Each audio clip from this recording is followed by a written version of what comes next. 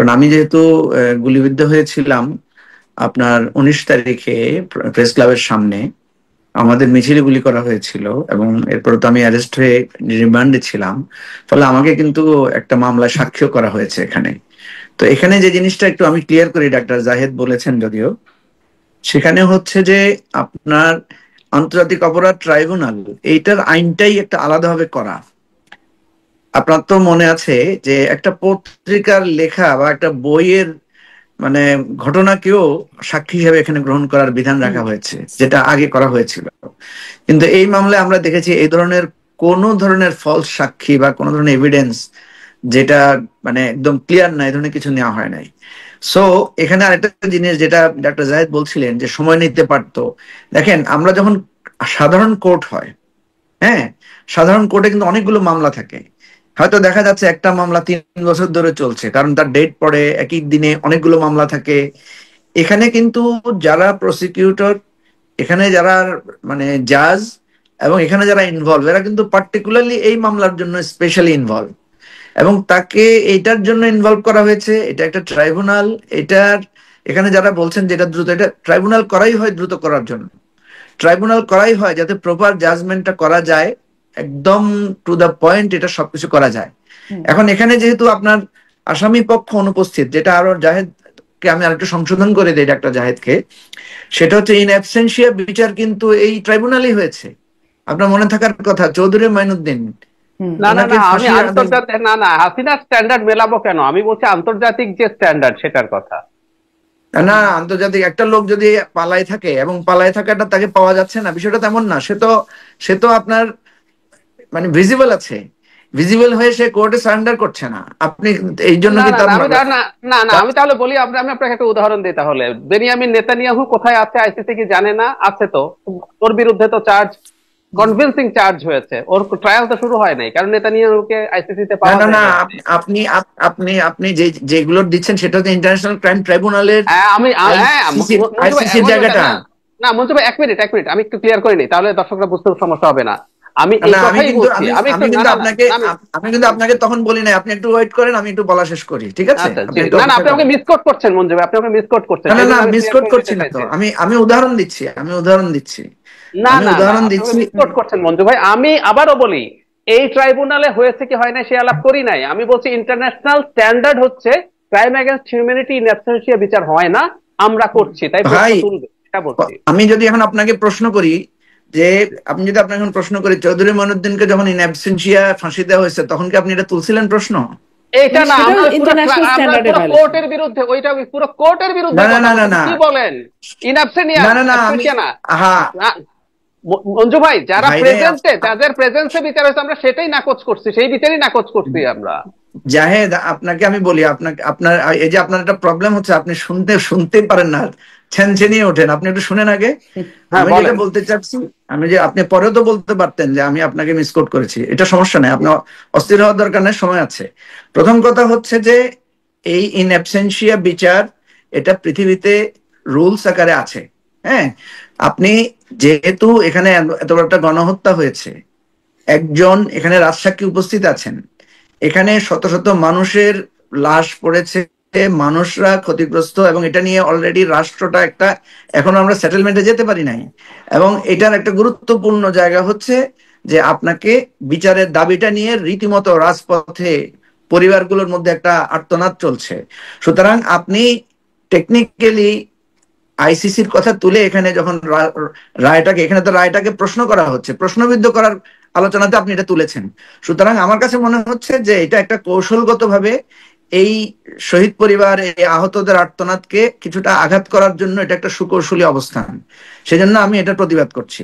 So আমি যেটা মনে করি যে এখানে ইন অ্যাবসেন্সিয়া বিচার হয়েছে, এবং ইন অ্যাবসেন্সিয়া বিচার হতে বাধ্য। কারণ যখন কোনো আসামি পালিয়ে যায়, কোনো খুনি পালিয়ে যাবে, আপনার ঘর থেকে কেউ চুরি করে পালিয়ে গেলে আপনি তার বিচার তার জন্য শাস্তি হবে না? তাকে কোর্টে আনতে পারবেন না? তার ব্যাপারে সে যদি পালিয়ে থাকে তাহলে কোর্টে আনা যাচ্ছে না। না, শেখ হাসিনা কোর্টে আনা যাচ্ছে না কেন? উনি আসছেন না বলেই তো আনা যাচ্ছে না। উনি আসছেন না, বা সেটাই ইন অ্যাবসেন্সিয়া বিচার। মুজিবুর রহমান মঞ্জু, আমি দেখছিলাম যে আন্তর্জাতিক যে মানবাধিকার সংস্থাগুলো তারাও আসলে আমি একটু শেষ করি। আমি একটু শেষ করি। আন্তর্জাতিক মানবাধিকার সংস্থাগুলোর দায়িত্ব তো হচ্ছে, আমি তো আপনাকে বলছি যে শেখ হাসিনা যদি কালকে এসে আপিল করে তাহলে কার ইন অ্যাবসেন্সিয়া বিচারটা হবে বলেন? আমি আপনাকে প্রশ্ন করছি। নো, ধরেন আগামীকাল যদি শেখ হাসিনা এসে সারেন্ডার করে, সে আপিল করে, বিচারটা আবার হবে না? হবে কিনা বলেন? হ্যাঁ অবশ্যই। তাহলে তাহলে ইন অ্যাবসেন্সিয়া বিচার তো হচ্ছে না। আপনি ইন অ্যাবসেন্সিয়া বিচারটা করতে বাধ্য হয়েছেন কেন? না না, হয় নাই, হবে তো। শেখ হাসিনা যদি কালকে এসে আপনি যদি জানেন যে শেখ হাসিনা আসবেন, শেখ হাসিনা যদি আপনাকে বলে থাকে আসবে না, তাহলে তো আসবে না। আর যদি আপনার সাথে যোগাযোগ না থাকে তাহলে তো আমি তো মনে করি আসা উচিত। আপনাকে বলেছেন যে উনি আসবেন? জি, আপনাকে কি বলেছেন যে উনি আসবেন? না, শেখ হাসিনা তো মানে তাকে তিনি যদি ন্যায় বিচার পেতে হয়, যারা বলছেন ইন্টারন্যাশনাল ক্রাইম ট্রাইব্যুনালের সিস্টেমে, তার তো আসা উচিত। আপনি কি মনে করেন না তার আসা উচিত?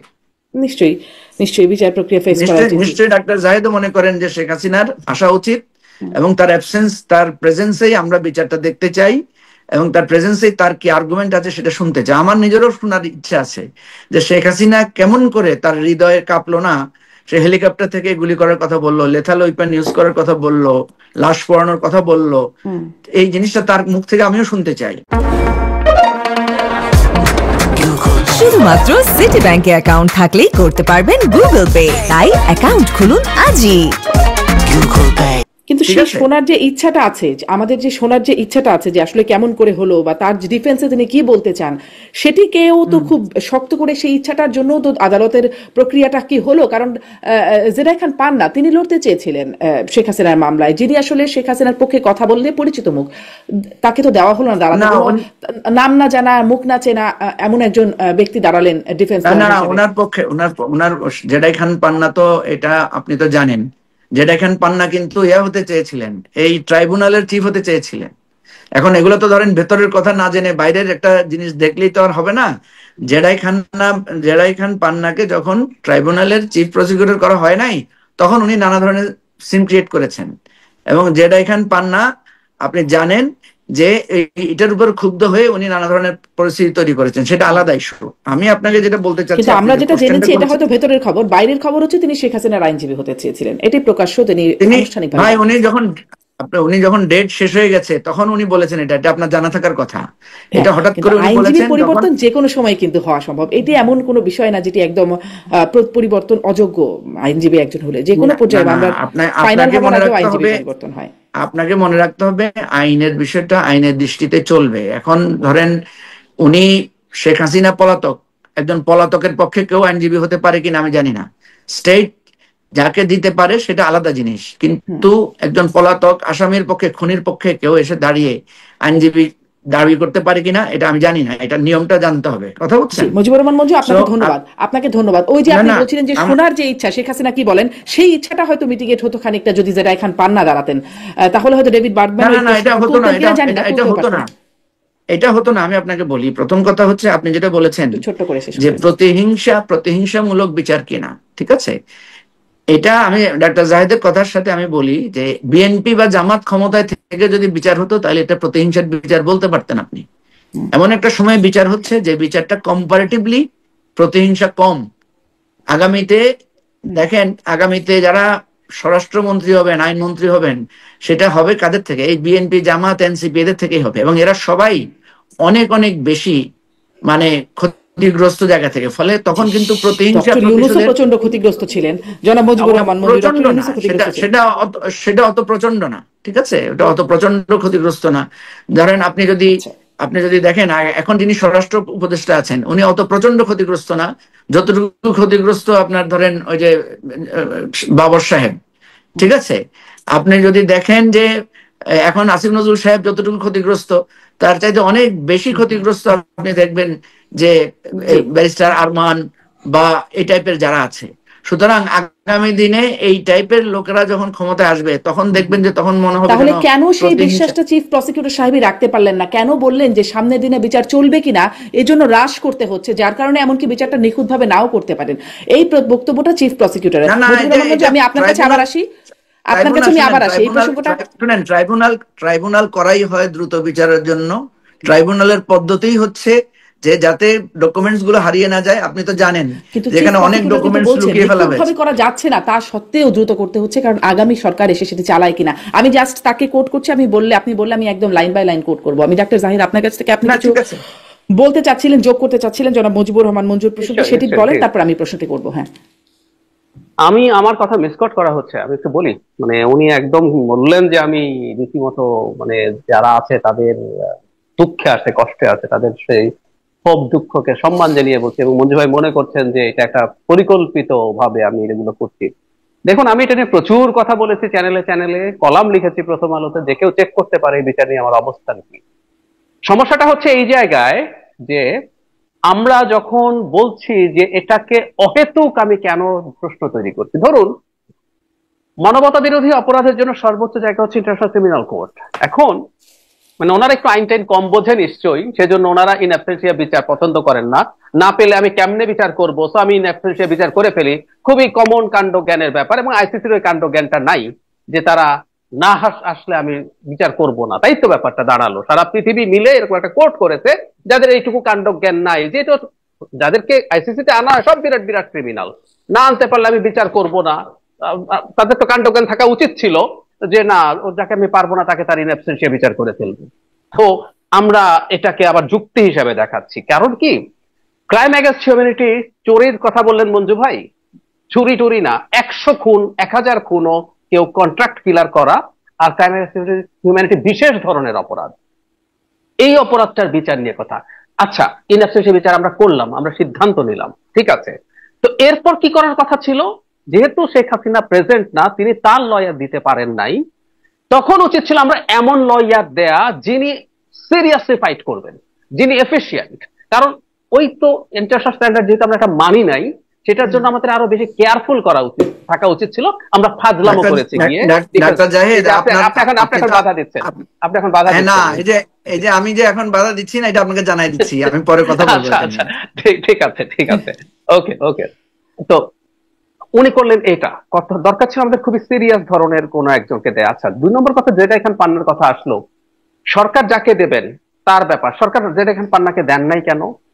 দিতে পারতেন, কারণ আমরা তার পলিটিক্যাল অ্যালাইনমেন্ট জানি, দিলে এই ধরনের অভিযোগ কমানো যেতে পারতো।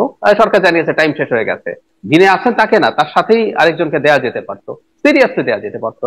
আর একটা কথা আমি একটু বলি, মঞ্জু ভাইয়ের বক্তব্যের মধ্যে এটা ছিল, এটার মধ্যে এক ধরনের পলিটিক্যাল অবস্থান। আমাদের শেখ হাসিনা কি ম্যাসাকার করে গেছে, ওটা মঞ্জু ভাই চাই আমি কম জানি না, এবং সেটার বিরুদ্ধে লম্বা সময়ে যে লড়াইয়ে মঞ্জু ভাই ছিলেন, আমিও খানিকটা থাকার চেষ্টা করেছি শেখ হাসিনার বিরুদ্ধে। তো এগুলো আমরা ওয়েল ইনফর্ম।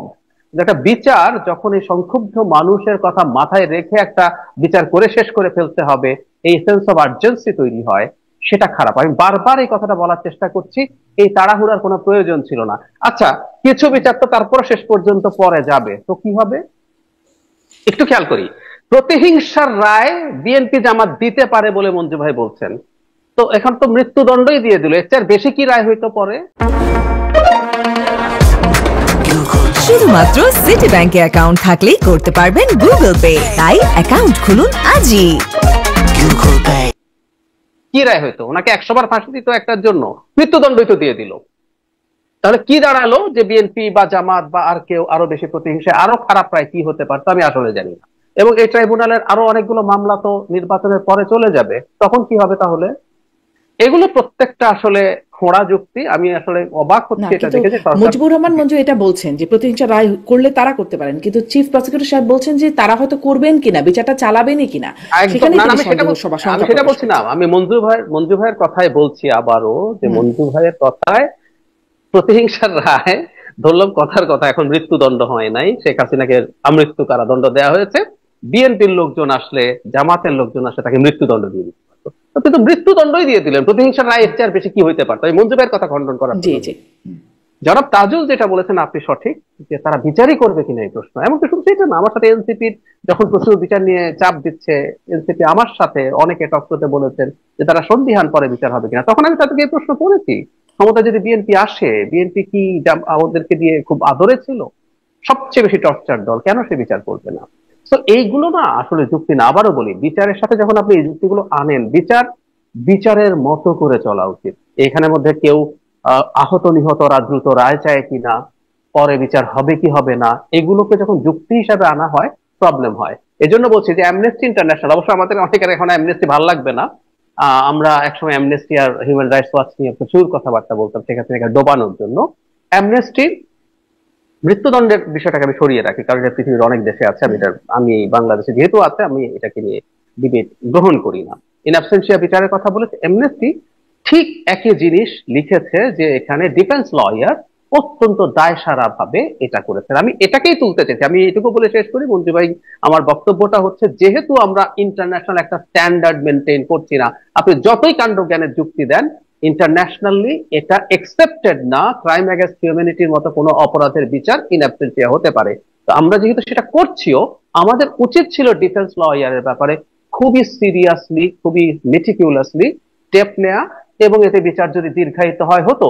শেখ হাসিনার সময় যেহেতু আগের আইসিটিতে তারা কাস্টাডিতে ছিলেন, তারা ফাইট করেছেন, তাদের রায় হতে 2.5 বছর লেগেছে।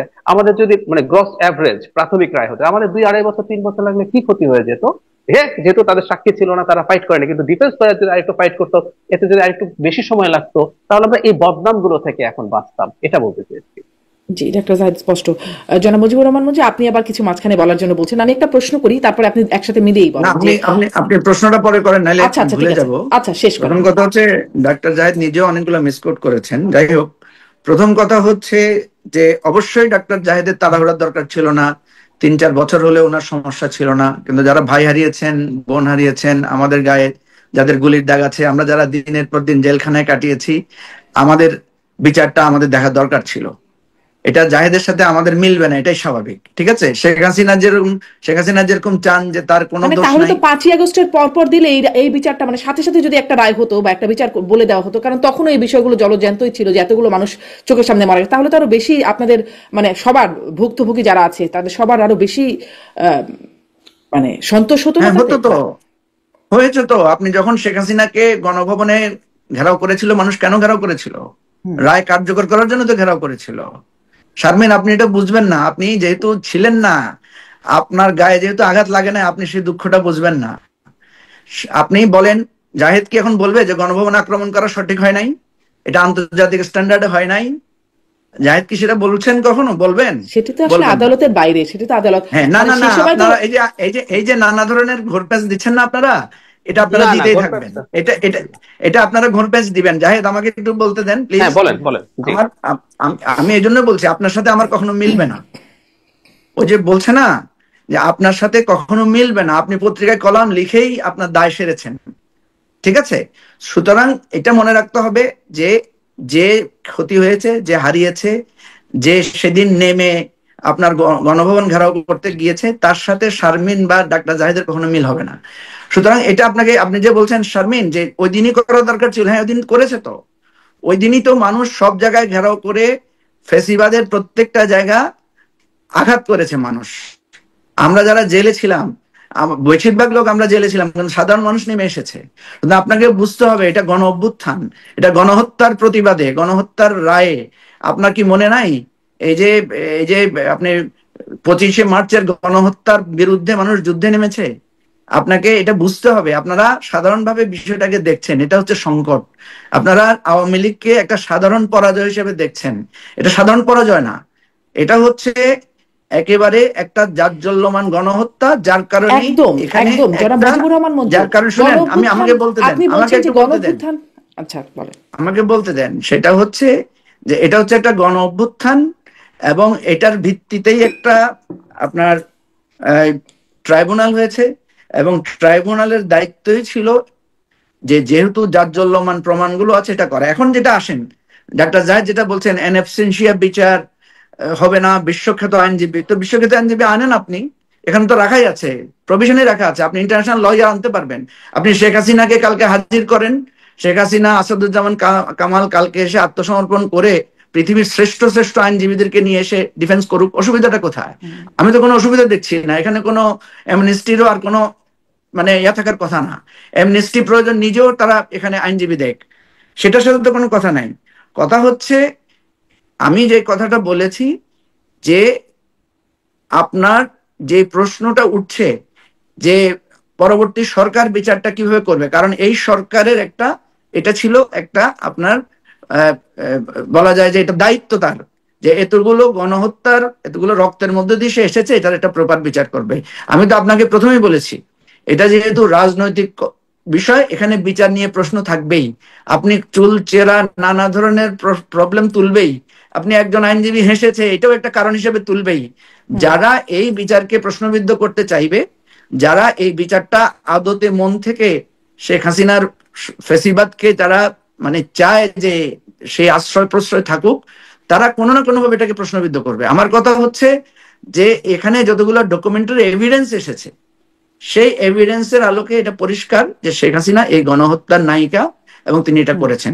আর যারা প্রশ্নবিদ্ধ করতে চাইবে ওরা করতে চাইবেই, এরা করবেই, সুতরাং এটাতে কিছু আসে যায় না। কেন তাহলে ডেভিড বার্গম্যানরা প্রশ্নবিদ্ধ করছেন, মানে সেই প্রশ্নটা আছে, তারা কি মানে এটি চান ফ্যাসিবাদকে কোনোভাবে প্রমোট করার জন্য?